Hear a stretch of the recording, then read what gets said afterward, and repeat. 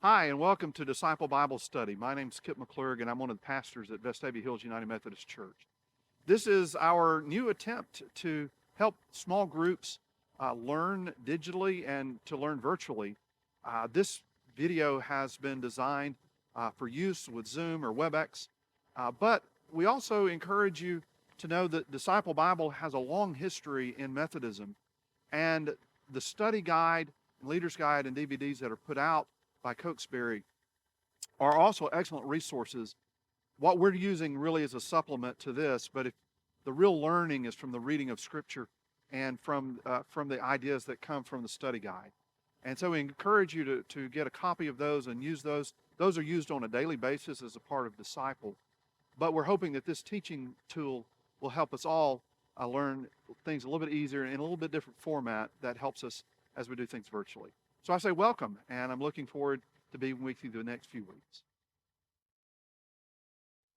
Well, in this session, we're going to be looking at where it is that God dwells. What have been and are God's dwelling places? And so we're on the last session of the Genesis Exodus study, and we're looking at the question of sanctuary or of dwelling places.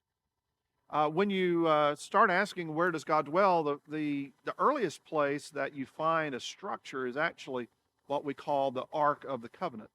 Now, I would encourage you to take your phone, or if you have a device, to go online and just use a search engine to find a picture of the Ark of the Covenant and of the tabernacle or the temple. All of those three you can find pictures of that go into a lot of detail, and it will help you understand in a picture way what we're looking at. But the Ark of the Covenant was a chest, and it was large and heavy, but it could be carried on poles by 4 people. On the top of it, on the lid, the lid of it was called the mercy seat. That's just the name of it. So when you see the word mercy seat, it's talking about the lid that covers this large box. And then on the edges of the lids were 2 cherubim, which have been winged creatures, somewhat like angels, but not quite. And they stood on the edges of the end of this rectangular box. Inside the box was the tablets of the 10 Commandments. They were placed there. That's where they were held. And it was called an ark because if you remember the story of Noah and the ark, it's a place of safety. It's kind of a holding basket. And so this is where it was believed that God's presence was. And it was very holy to them, and they would often use it and carry it in the most with the most reverence. You didn't touch it. It was believed if you touched it, you died. So they would put a pole through hooks that would carry it. If you remember Indiana Jones, the story of them opening that up and the terror that happened, that was a kind of an image, if you've seen it, you can't get away from. But that was the covenant, the Ark of the Covenant they were looking for. It was stolen several times during Israel's history, and eventually it was lost. And so pretty good plot, really, for an Indiana Jones movie because no one really knows where it is. Over time, and God would often speak from the Ark of the Covenant. That's where several passages mention God speaking from the ark. Over time, God had Moses build a tabernacle. Now, a tabernacle is portable. It's a temporary shelter. And kind of a joke that God gave the 10 Commandments pretty quickly, but it took him 40 days on the mountain to figure out how to build a tent. And so for Moses. But the tabernacle was this portable place that God was to dwell. And that tabernacle, that dwelling place, went everywhere the children of Israel went, which is an amazing symbol. No matter where they were, God was with them. When they were in good places, God was there. When their lives were threatened, God was present with them at that spot as well. Now, the tabernacle was built as people brought the best material that they had. And so the people had an investment in it. And I think that's a kind of an important piece that we want to think about. We have been through building campaign here, and I know my family participated in that as many others did.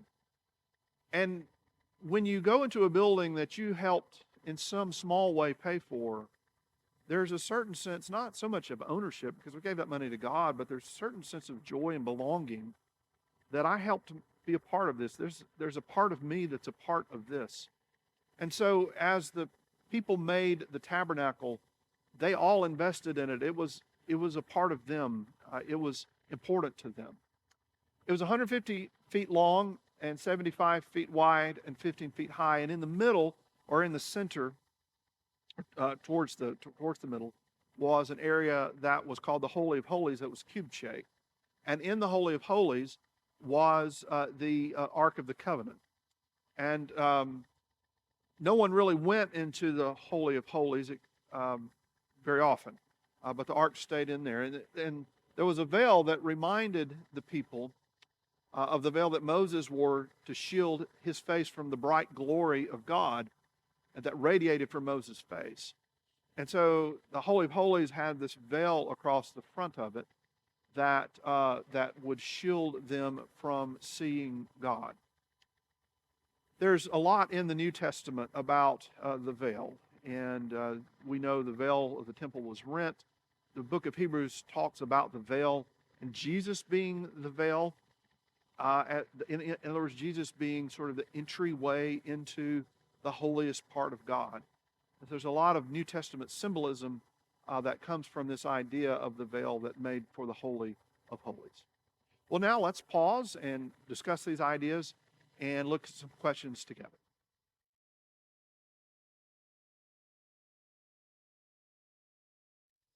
Now, in the tabernacle, there were very specific instructions and very specific behaviors that happened by very specific people. And so when we look at the robes and the rituals and the people that were there, we find a lot from our readings from this week. The high priest was part of, came out of Aaron's family, and that became known as the Aaronic Priesthood. And his family did not have land, but they became a very specific class of people who ran the temple. And once a year, the high priest would enter into the Holy of Holies and sprinkle blood on the mercy seat. That's the top of the Ark of the Covenant. Now, what's interesting is only the high priest could do that, and only once a year. And they would tie a rope to the leg of the high priest so that in case he did something wrong and got killed or should have a heart attack or die, that they could literally pull him out by his leg with a rope, which is, it's kind of a scary job, but somebody had to do it. But that's how holy they believed that the Holy of Holies and the Ark of the Covenant were. Inside the tabernacle, you would have also seen a golden lampstand with 7 candles. We would think of these as candelabras. There was always to be oil burning in the lamps, and it was a reminder that Israel is a light to the nations. And so we today see that. You look in the book of the Revelation, and there are 7 candlestands, and that's imagery that's coming out of the tabernacle and eventually the temple of God. There was a table with 12 loaves of bread, which reminded people of the provision of God.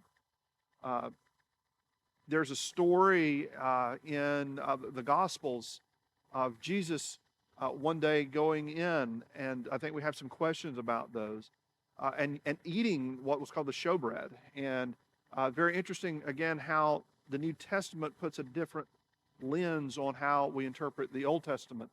But a table with bread was very much a part of what was happening inside of the tabernacle. There were incense and lamps that were always burning. That was the role of the priest, is to put the oil in. Olives and olive oil have very much been a part of Middle Eastern culture, but in Jewish life, olive oil was used as a medicine. It was used as a fuel for the lamps, and so all of these lamps would have used that, and it was used, as we would often use it, for cooking. And so the olive trees and olive oil were very important And the role of the priest was to make sure that those lamps stayed burning, to be always a reminder that they were the light to the other countries of the world. There was a bronze basin for priests to purify themselves, a little reminiscent of how we have baptismal fonts, but similar to that. And then there was an altar made of acacia wood and bronze on which they had burnt sacrifices. So, as I said, Aaron and his two sons began the priestly community, and that went all the way through Scripture. It's very interesting if you've read the book of Hebrews. There was another priest prior to Aaron that's mentioned in Genesis who Abraham meets with, and his name was Melchizedek. And one of the arguments, interestingly, for the writer of the book of Hebrews is that Jesus was an order not of Aaron's priesthood, but of this priesthood that preceded Aaron, called the order of Melchizedek. It's the only place in Scripture that those connections are made, but the writer of the Hebrews is arguing that Jesus superseded the Aaronic priesthood. But for the priests, and throughout the history of Israel, Aaron and his sons and that community became the family of priests, as it were, a tribe of priests. And then we talked about the rope being tied to their leg. Priests did not own land. They wore elaborate robes. And they also wore these little rocks that Moses had used and Aaron had used in making decisions. And they were sort of like one rock meant yes and one rock meant no. And if they weren't sure, they believed that God would sort of work through the throwing of those rocks. And the names of the rocks were Urim and Thummim, which are interesting words. But what's more fascinating for me, or most fascinating, is that in the theology of Mormonism, when John Smith finds the glasses that he is able to read the Book of Mormon with, the names of the lenses are Urim and Thummim, which he actually got out of the Old Testament, which were actually the rocks that Aaron and the priests would use. So kind of a different use for those for that name. Now, eventually, the people of Israel settled into near what we think of as Jerusalem, and in about 1000 BC, as David made Jerusalem the headquarters for Israel, the first temple was built, and that lasted for about 400 years, and the Babylonians came and destroyed it in 587. That's when, you remember, Daniel, Shadrach, Meshach, and Abednego all went to Babylon, and they longed to get back to sing the songs of Zion and get back and back to the way life was. And eventually, a governor by the name of Zerubbabel allowed them to go back and to rebuild the temple about 30, 40 years later, and they were able to rebuild the second version of Solomon's temple.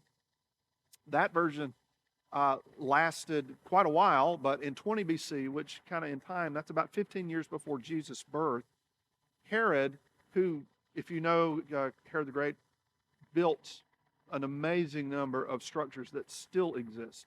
He was an amazing, he's not a great, very nice person, but he was an amazing person at getting structural pieces built. He refurbished and expanded the temple and built the Temple Mount area that still is in existence today. The temple itself is not there, and you know that there's a mosque in that spot, but the Temple Mount, where all the porticos had been, still exists to this day, and those walls, the western wall, is where the people of Israel go and celebrate in a religious way and remember the temple as if they were in the temple. And so that temple stood until 66 AD, when Israel made Rome mad enough that they came and leveled it all. And so that, as we said, that the temple at that point ceased to exist, with the mound still there. And at that point, Israel's way of worshiping God changed again. They were no longer centered on Jerusalem, but would build temples or tabernacles whatever city they were in. Animal sacrifices ended around this time as well. And so the celebration of Jewish society took on a different way. But at the same time, we as Christians understand that the dwelling place of God was no longer the temple, but Jesus says in multiple places and Paul, that we are the temple of God. God dwells in us. And so that has some unique and specific meanings for us as Christians about what our bodies are and how God looks at our bodies as a place that is really worthy for God to dwell. It also has some implications for us about how we want to prepare our bodies for God's presence to be in us. And so now where God dwells is not in a specific building or in an ark, but it is in you, it is in me. Here's the church. Here is the steeple. Open the door and see all the people. That, my friends, is where God is. Let's pause now and reflect on these ideas and answer our questions together.